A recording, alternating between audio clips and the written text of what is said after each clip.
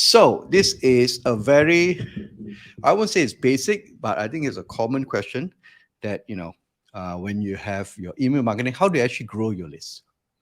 Okay.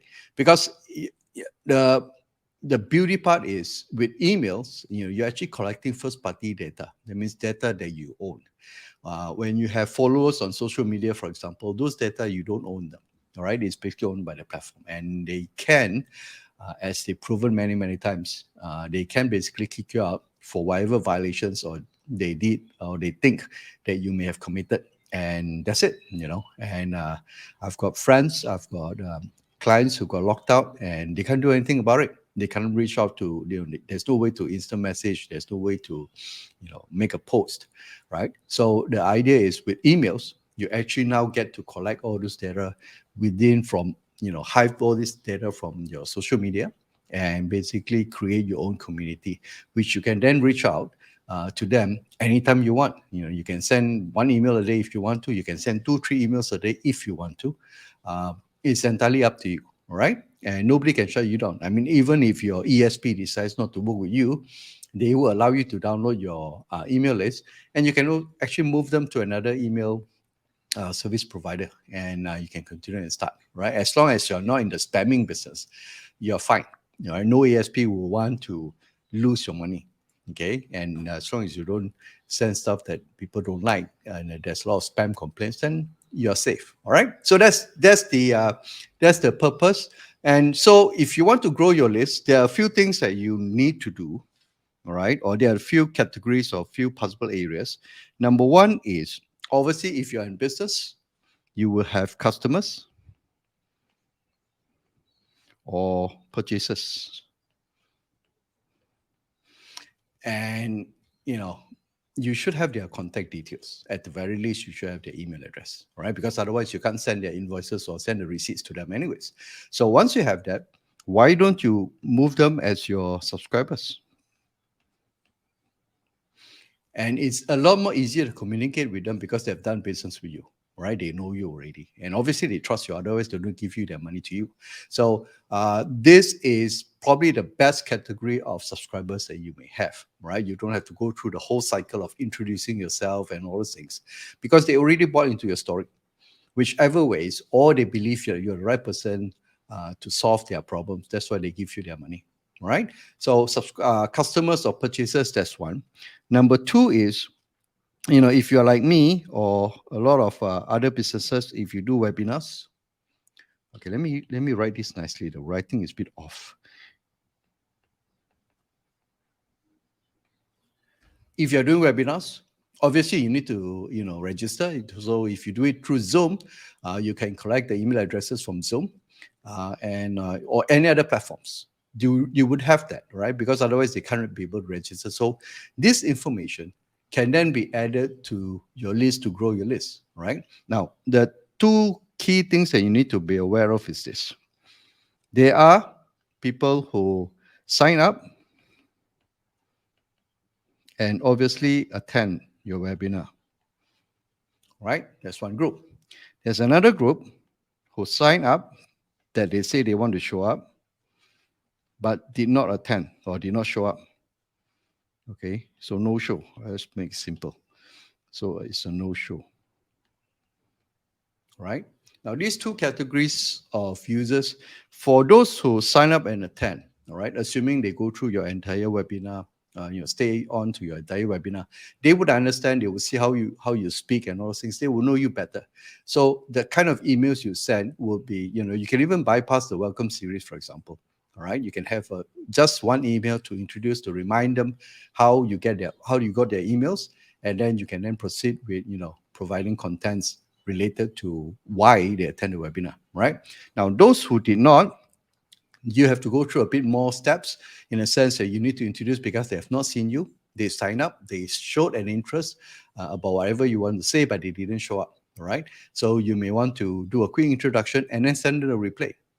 Okay, so from there, and then move them into your normal nurturing sequence and all those things, right? So these are two small little difference when it comes to webinar or when it comes to events or virtual events that you do.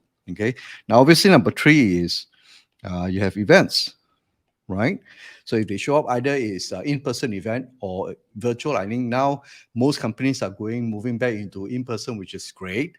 And that allows a lot more, that human touch to be seen. So that's one way of collecting addresses, because they are there, right? They would have heard about you. They would have, unless you are just one of the conference members or conference attendees, then your email introduction would then have to do a quick background as to how you got their email. Okay, so that is one way of doing it. This is how you can grow it. Now, if you don't have all this, then obviously you would, at the very least, you would have your social media accounts, right? So now in your social media accounts, you would do, I would assume you would do regular posting, all right? So it depends, either daily or whatever it is, you will have post content on it. So if those content are designed to basically educate or to share about what you do, for example, you can always add a link to your basically to a sign up page for them to sign up for your newsletter. All right, that's one way of growing it. So when you're continuing using social media, because social media is open, all right, so anybody who happens to chance upon your profile, for example, they will read it, or either somebody may have forwarded it, for example, whatever ways they come in, they read the content, and over time, if they find that, hey, this person's content is useful and I want to learn more, or I want to be notified, for example, aside from social media, you can then invite them to join as your subscriber or join your newsletter. And that's how, and you do it constantly. Remember now, or for that matter, the idea, if you build something great, people will come, ain't going to happen, because there's just too many competition, right? So whatever you do, whether you want to have a newsletter or you want to create a landing page or your own website, you need to promote, you need to market it. All right. That's just the way they are. I mean, the last time we checked, there's about a billion plus websites that's being created, and about 7 or 8 every second, for example. So the competition is high. Okay. And so that's why you need to then promote. And if you do not run ads, for example, and all those things, then in your social media, you should then promote your newsletter. All right. So that's one way of growing it. The last one is basically, if you write articles,